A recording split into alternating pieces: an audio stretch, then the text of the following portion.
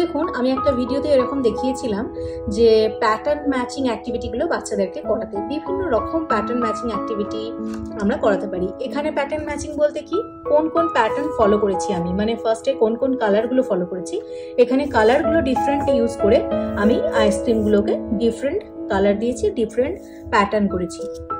এইভাবে colour change করে করে আপনারা বিভিন্ন রকম অ্যাক্টিভিটি বাচ্চাদেরকে করাতে পারেন। Sky blue, pink, sea green. কোথায় আছে সেটা?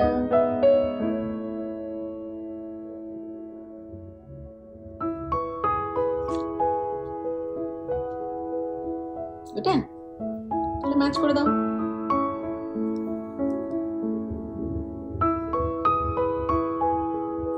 কেন বলবো? হ্যাঁ বলো। কেন কি এখানে আছে sky blue, pink, sea green.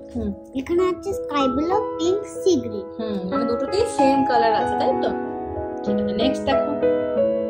এগুলো দেখে খুব সহজ মনে হলেও এটা কিন্তু অতটা সহজ নয়, কেননা সব কালারগুলোই অলমোস্ট একই রকমই দেখতে লাগছে।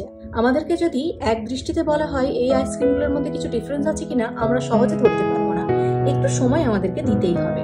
তাই এই ধরনের অ্যাক্টিভিটিগুলো বাচ্চাদেরকে করাবেন, দেখবেন বাচ্চাদের মধ্যে অনেক ভালো ডেভেলপমেন্ট হয়।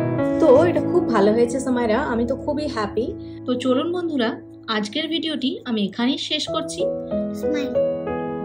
আপনাদের যদি আজকের এই ভিডিওটাকে ভালো লেগে থাকে অবশ্যই লাইক করবেন এবং কমেন্ট করবেন, আর আমাদের চ্যানেলটিকে অবশ্যই সাবস্ক্রাইব করবেন এই ধরনের আরো ভালো ভালো ভিডিও করার জন্য।